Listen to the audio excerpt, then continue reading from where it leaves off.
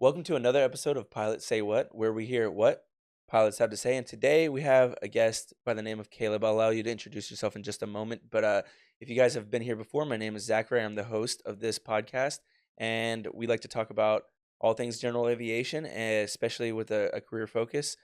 And today we're going to get into a couple of things, and I'm hoping we can get maybe a new perspective here with Caleb. So before we get rolling, would you mind giving us a brief introduction of who you are? Name's Caleb. Been flying since 2003. Um, Currently flying with American Airlines, year 3 there.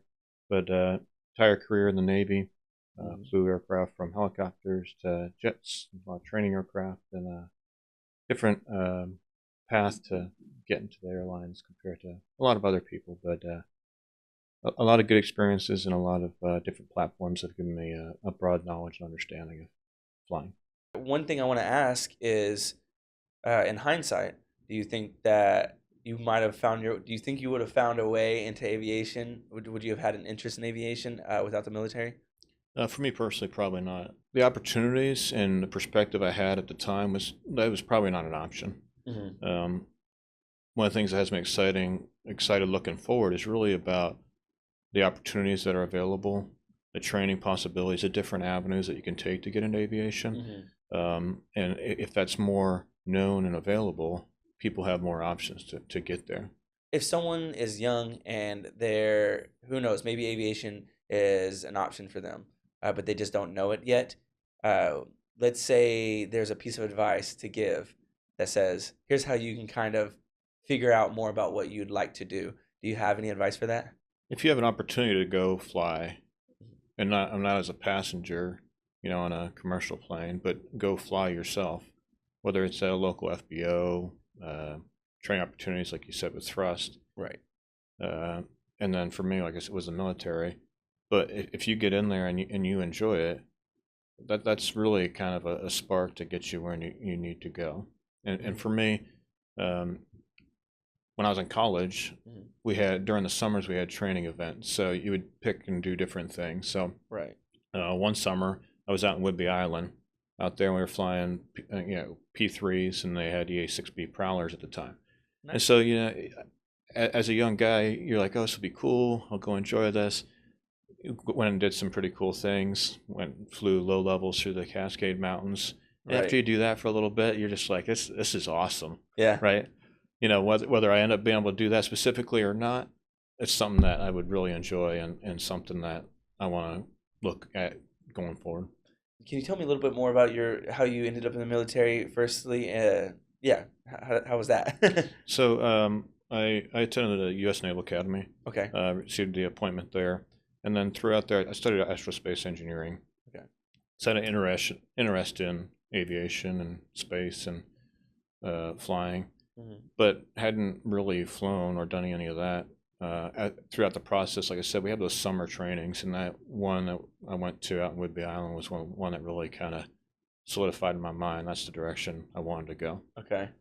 And then after that, did well in school there. And then one of the things I think is a little bit unique with the military is that a lot of times your selection for aviation isn't necessarily based on what your qualifications are. It's based on how you have performed overall at whatever it is. So for me, it was a combination of your professional and your academics, and that ranking allowed you to select what you wanted, and based on what was available is what you were allowed to select or not select. Gotcha. Okay, and the rest of was history, The right? rest was history. Gotcha. So towards the end of your career in the Navy, right? You were in the Navy the whole time? Correct. Okay, gotcha. Towards the end of that, what's going through your mind? Are you thinking, okay, maybe this part is over, and maybe I want to start a career in civilian life? I mean, what was going through your brain before you entered into the airlines and civilian life?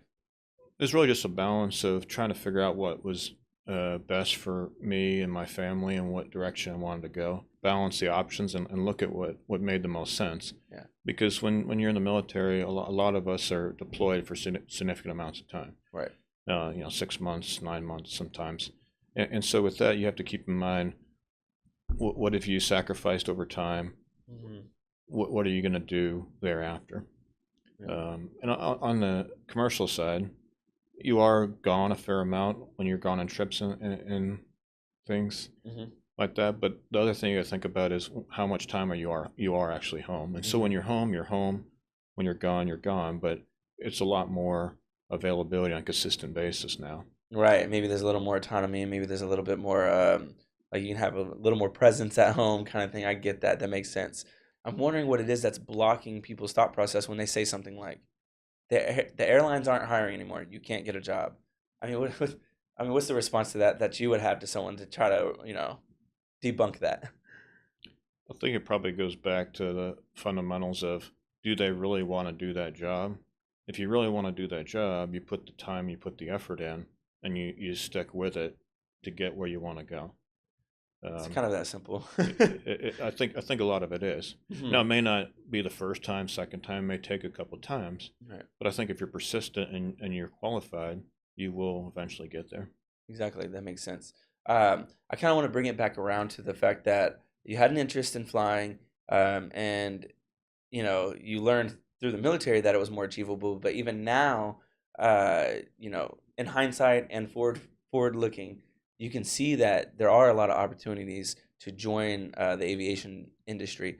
What is it that you're seeing that you didn't know when you were younger, that makes aviation so attainable? But there is so many options available to you is a big thing. Hmm. So just the availability of marketing and getting that out there is Hmm. is helpful for people that don't know that there are those options. Yeah.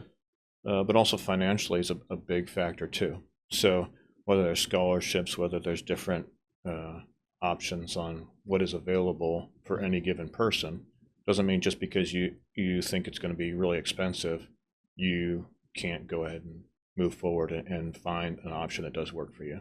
Okay, so for fun, I'd still like to ask you, before we move on from the military, what are some of the favorite planes you had the privilege of flying that other people find interest in? Favorite's a hard thing to nail down because each one has its benefits and some nostalgia to it, right? Right. So I started on the T-34, which was our original trainer. The Navy Marine Corps, we all trained on the T-34 for a long period of time. Mhm. After that, I went and flew the TH-57, which is a training helicopter. Uh-huh. That was a lot of fun. Very challenging to learn. Much different, right? It was much different Yeah. than flying the plane, especially down low. You know, Hmm. up at altitude, a lot of the same general principles. Hmm. But when you're hovering versus landing, taking off, Much much different. different, right? Yeah. Lot of differences there. Um, and then after that, I flew MH-60 Sierras, which were at the time they were the new helicopter in the Navy. So Right. it was really challenging, but also rewarding for me during that time because I'm a new guy flying a new helicopter, teaching senior people how to fly the helicopter, Right. but that have tons of mission experience and ton of experience in other aircraft in the past. So it was really challenging to be confident in your knowledge of flying the plane, but also Hmm. be humble enough to learn from them in terms of how I execute a mission, how I would use this aircraft in different missions. So Mm. that was a lot of fun and a lot of challenges at the same time Hmm. during that tour. Yeah. Uh, But I'm sure it can feel interesting going into, like, do you fly the Airbus now? I do. Yeah, gotcha. And how's that? I mean, that's a different ride. It's probably like a Cadillac instead of a instead of a sports car, right? But everyone loves Cadillac still, so It is much different. yeah, Because after helicopters, I flew multiple training aircraft. yeah. I went back did a instructor tour on helicopters, and then flew the T-34 again, and then we sundown that. The T-6 was a newer plane that came online. All right. Um, and then I flew King Airs for a little while. Okay. And then my last job, I had eight different platforms that ranged from helicopters to jets. And so Hmm. it was a great opportunity to fly in each of those and just see the different missions, the different ways that we train people to get to those mission sets. And then in the end, when I finally retire and you're done with all that, it was nice to look back on that wealth of knowledge in terms of different aircraft have different responsibilities, different ways that you operate, and challenge you. And so, for example, when you're in an ejection seat aircraft, a lot of times, whether you're a single seat or you have two people in the plane, Hmm. you don't have the whole crew concept per se. Hmm. internal. Now you do with the people that you're working around you, Hmm. but you have a lot of focused mission in those areas. Right. Whereas when you're flying the helicopter, you've got your co-pilot, but you've also got crew that you're working with, and so whatever mission you're doing, you're working hand in hand with everybody. You're not just singularly making decisions. Right, and that's a different skill set, the teamwork, almost communication, things like that.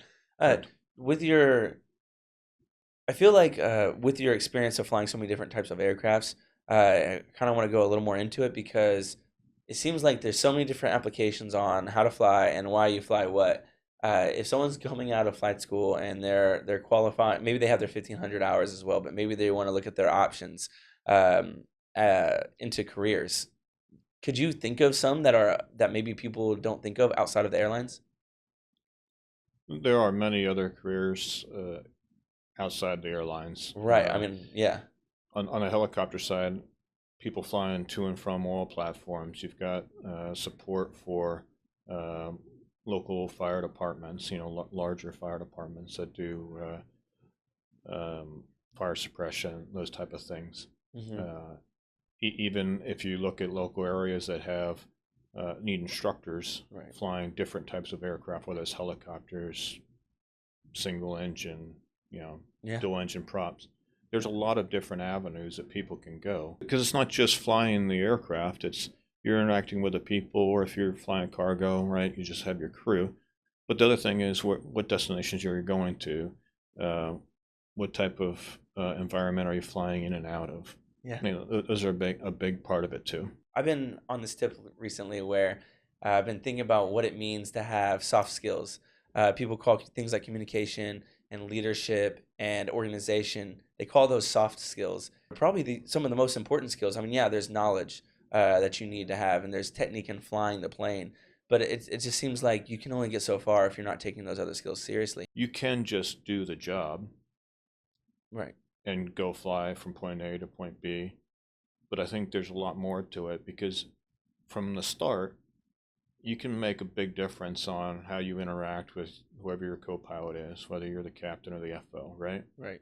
It matters how you interact with your flight attendants and the direction and the support you give them right off the bat. It matters with the passengers when they're coming on and off the plane, how Hmm. you make announcements, how you greet them. So all those skills are required, I think, to give the best experience, the best opportunity for everybody while you're flying. And Hmm. as you said, it's not just, I don't think, in aviation. It's in other jobs. It's in life. It's in how you treat people that are around you every Hmm. day. Gotcha. So for someone who's listening and is thinking they might want to switch career paths or try something new, um, it almost seems like the best way you could prepare is to kind of think about it that way. Because you can prepare now by working on some of those skills, even if you're not in flight training. Absolutely. Yeah, I mean, if you're feel like you're not succeeding where you're at, maybe before you switch careers and think you'll succeed somewhere else, maybe some of those things are something to look at. Absolutely. Yeah, what are some of the impacts that it has when you do successfully communicate and work with in servitude with these other people, like the passengers and the flight attendants and the other captains? Is there what's kind of like what does it look like when you don't use these skills and you're just someone who, like you said, shows up for the job versus someone who actually uses those skills? A big difference is just people's perspective and attitude as it goes along. Something I learned a long time ago, I don't remember who told me, but somebody taught me no one cares how much you know until they know how much you care. And so Mm-hmm. something I've tried to apply as I've matured and got older, because I look back a lot of times when I was younger, Mm-hmm.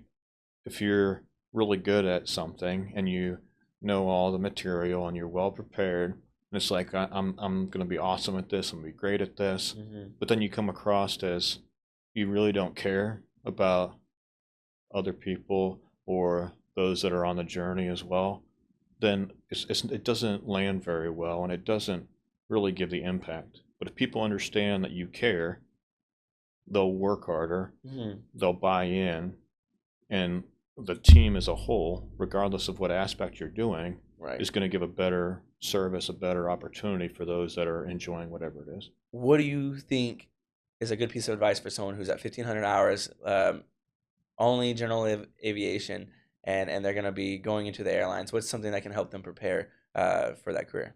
Me not coming through the general aviation route, but through the military route, one of the big things was just flying the different aircraft and really maturing over time in a lot of the areas like we talked about with soft skills. If you put the time in and your stick and rudder skills meet the requirements, it's the other side that I think is really important to work on, improve in constantly. And part of that is being humble enough to recognize when you're messing something up, Mm-hmm. and then also learning from that. Do you have any stories about working with someone who's maybe a little bit newer, or maybe in your onboarding process that you could kind of pick apart that there's a group of people that kind of tend to be missing the point somewhere? Well, just to put the application on myself, right? Yeah. So I come to American flying the Airbus, right? Never flown the Airbus. So as I'm going through my initial training, for me, I take it back to square one. I've got to learn the aircraft. I got to learn all the procedures. I got to learn all the rules that go with it, right? Just because I have a ton of experience in other planes doesn't mean that I should be arrogant, like we talked about, right? To blow things off and be like, "Oh, I'll get by because I have all this experience." No, I've got to put myself back at square one. I've got to take it seriously, and as a professional, Mm-hmm. even the annual trainings that we do, Yeah. I put a lot of pressure on myself to be well prepared, be there on time, be Mm-hmm. there with the knowledge, and learn from whatever the training is focusing on, right? As Right. well as when you're on the line and you're flying, also learning there.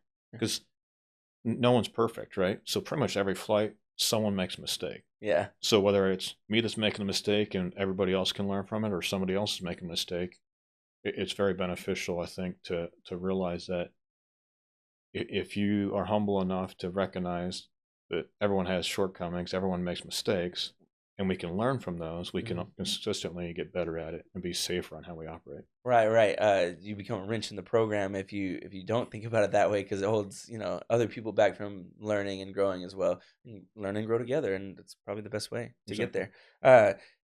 Over the past 3 years of you flying commercial, is there anything that you've learned that you've come to enjoy that you didn't expect? In the military, it was if you're the aircraft commander, or comparison the captain, right Hmm. here, you had the responsibility of everything, just like the captain now. But there, you managed everything. So all the pre-flight stuff, you made sure all that was done.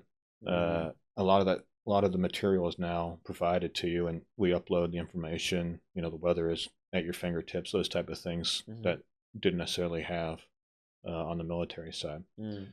But I've really enjoyed flying on the line. You have a different captain every trip. Sometimes you have multiple captains within the same trip when weather and things break things down. Hmm. But I just really enjoyed watching captains that do a great job, learning from them, kind of absorbing it, Hmm. so that someday down the road, if I upgrade to captain, then Hmm. I have the opportunity to take those nuggets and apply those on what works well. Right. And that way we can continue to improve overall. Who were some of the key mentors or influences in your aviation journey? I mean, is there anyone that sticks out to you? There's several people that stick out to me. Yeah. And you ask in regards to the aviation journey, but I think it is more than just aviation. I think it's overall as a person. Hmm. Um, my sponsor dad, um, from when I was in college, very important in my life. Learned a lot of life lessons from him, Hmm. and still a part of my life today. In fact, he was speaker at my retirement ceremony, which was a huge honor. Mm. I think back to my on wing, which is the person who flies your first group of flights before you're solo. Scotty Thompson, he was a big influence, and still stay in touch with him today. I was real blessed throughout my career that I flew pretty much every career. In the Navy, you often have at least one tour where you're not flying, which is called your disassociated tour. Hmm. On that tour, I was at the boat. Um, Wayne Bays was the executive officer at the boat there, and so he had a big influence on me because it is very challenging when you're a pilot and you love to fly Right. to be on a boat not flying, but Yeah. watching your friends and other people flying on and off the boat, and you're just not there. Yeah, and you really want to be able to do that with lots of experience of flying different planes, which I think I find interesting. A lot of people start their career as a pilot because they really do enjoy the planes. So hopefully they hear you speak about the planes, they go out there and they find some ways to get in the cockpit. But the other thing that I really like about what you said today is, I mean, if you really care about doing it, you'll figure it out. I mean, it's going to be difficult, and everyone's got their own situations. But if you have a growth mindset and a good attitude, and look for a community, look for a little bit of a mentor, you'll be just fine. It seems like it's worth it. Would you say that being an airline pilot is worth it? It is absolutely worth it. I I was a non-wing, like I mentioned earlier, and one thing I constantly told them on the first day, I said, if you show up prepared with a good attitude, I will do everything I can to get you where you need to be. And I think if you want to go the aviation route and you get plugged in, you put the effort in, you will find people that are investing in you and will spend the time with you, and you will get to where you need to be.